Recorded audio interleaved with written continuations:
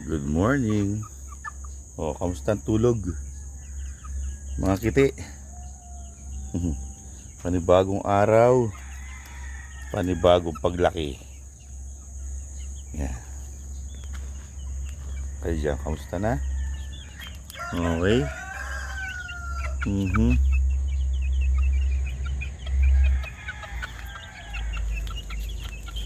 Oh, okay. Hi. Good morning, everybody. Good morning! Maliwanag na. Ngayon, pinakawalan na nila yung mga sarili nila.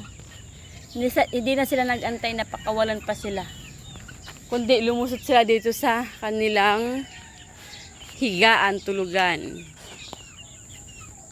Dito yun sila nakalusot. Isa sa mga ano dyan. Isa sa mga daanan dyan. Nakalusot sila. Mga bata pa kasi naman talaga. Ayun si Barangay Donna, busy siya sa kanyang buhay. Anong kinabibisihan mo dyan, banda? Alright, good morning, everyone. Today is Friday. Talagang tinawag ko tong video na to para maipakita sa inyo ang aking nakikita. Kailangan maliwanag na isushoot itong bagay na ito. Ayun mo, ito muna. Binigyan ko muna sila ng pagkain. So dito tayo mga kaibigan. Ito yung vitamins sa mga sisiw namin. Pero pwede rin ito sa pangkalahatan na laki ng mga alaga. Pero specifically binibigay namin to sa mga sisiw. Kasi napakaganda naman ang resulta. Tingnan nyo naman. O, di ba? Ngayon, kung mapapansin nyo to, itong Progency, kung kayo gumagamit nito, kapag ito ibinudbud mo na sa tubig, tingnan nyo mga kaibigan, malalaglag na siya. Ayun o, wala ka na makikita nakatira dun sa taas, di ba? Isa pa. Gawa pa tayo ng isa. O. Pag ibinudbud mo, yan, malalaglag niya siya sa baba. Yan, ito pa. Yan. Malalaglag na sa baba. Wherein, sa ibang vitamins, huwag na natin pakita yung brand. So, sa ibang brand, kapag binudbud mo, ayan. Makikita nyo na nasa taas. Nakalutang sila. No? O, nakalutang yung vitamins. Ito rin. Oh, ibang ano din yan, ibang brand ng vitamin. Nakalutang sa taas. Pero bababa din. Mapapansin niyo bumababa din, oh. Pero nakalutang sa taas talaga yung most ng vitamins. Hindi katulad ng Progency. Ano? Wala kang makikita nakalutang. Babagsak agad siya. At wala na madali nang ihalo. Yan, pag hinalo mo, oh. Di ba? Hindi ko nakita na mayroong lumutang dito. Dito, pag hinalo mo, ayan, may magbubuo mo ng mga particles. Ayan, pero makahalo din eventually. Yan. Eto, mahalo din to. Pero meron siyang parang bula. Ayan. Yun nga nasa taas. Ayan, halo natin mabuti. Ayan o, meron siyang parang ganito. Ayan. Mawawala din naman yan. Mawawala din naman yan. Pero para sa akin, wala naman ding epekto yung may ganito. Ang sa akin lang, madali lang ihalo yung Progency.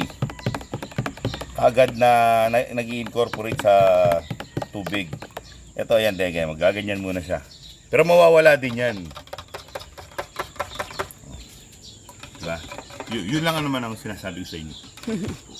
Hindi naman ganong importante yung may mga bula-bulag ganito. Pinapakita ko lang yung Na-observe mo. pagiging madaling ihalo ng Progency. Ito. Tapos cloudy sa taas yan. Itong isang bayan, ayan, meron siyang. Kita ba yung may mga lumulutang pa? Ayun o. Meron siyang mga lumulutang. Ay, lalo na to. Talagang meron siyang ganito. Ayan. Meron talaga siyang ganyan. Siguro yan yung carrier ng vitamins. Kasi nilalagyan ng carrier yan. Tapos, yung mga sisiw na papalaki, pinakamabisang ibigay sa kanila. Yan. Yung Kailangan- kanilang red cell. Red cell dapat yan. Kasi mainam yan sa mga lumalaking mga stags. Para maganda yung development ng kanilang mga muscle tsaka bone. Ha? Make sure na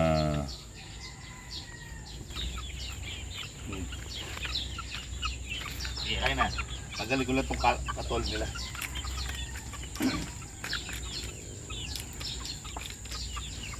Yan ang hindi ko gusto sa kanila.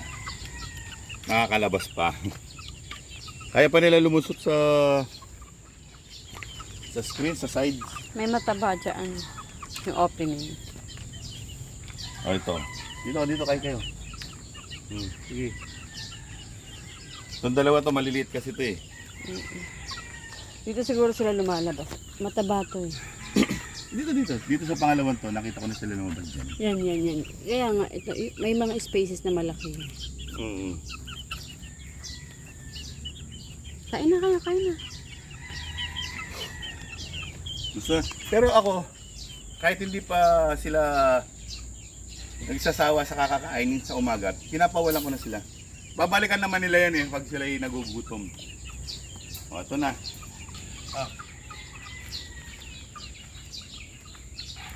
Bakit ko siya favorite?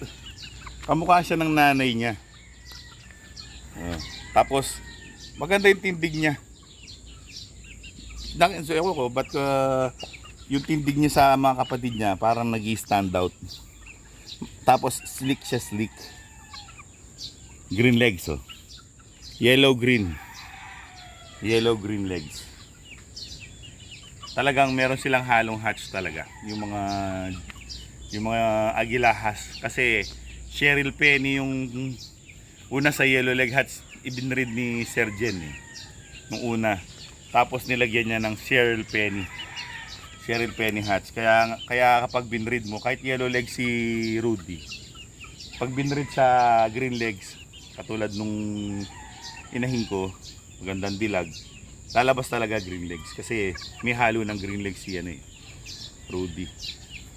Yun nung makeup nung kanyang bloodline, agilahas. May hatch talaga sila. Hatch bulik. Pogi to, pogi. Sige na.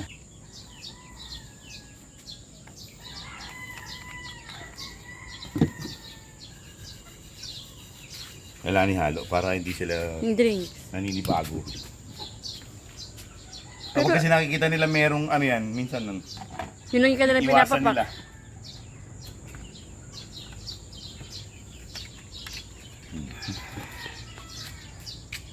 Yun lang kanilang papapakain. Tapos naman, yung iba, iwasan nila. Dadagdagan natin. Tatabunan natin yung ano. Tatabunan ko yung red cell. Tatlo kasi ito eh, kaya konti lang yung binibigay ko. Kinakalkal nila, sayang.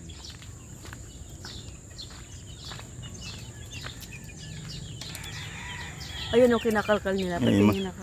Pag nasa lupa na, hindi na nila gusto. Pero pag nandito sa kainan, kinakain nila. O yan, kalkal.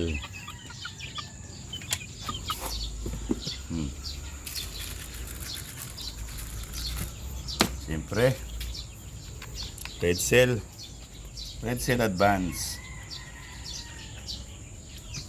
Ito 4 sila. Kaya medyo marami ang binibigay ko. Mahilig din sila magkakalkal ng pagkain nila. Hinahalo ko din. Di ba? Tapos yung kanilang ini, Ito yung pinakabunso. Maliliit pa. Piling ko nga hindi sila lumalaki dahil sa malalaki na yung mga kapatid nila eh. Pero malalaki na sila. Oh, open. Yes. Yan, para silang hindi lumalaki. Piling ko hindi sila lumalaki. Oh, kain na kayo. Sige. Kain na. O sige, uminom muna. Whichever you like. Basta masustansya yung kinakain nila. At ini. So well, yan ang aking umaga with my alaga. No? Sila ay punong-puno ng masarap at masustansyang pagkain. Kapag hindi ba naman sila naging katulad ng mga kuya nila eh. Na nakakagigil sa lusog eh. Diba? So, mga kaibigan, hanggang sa susunod na episode. Maraming salamat sa inyong panonood. Alam. Paalam! Oh, labas na. Oras na. Pasok na kayo sa eskwela. Tara.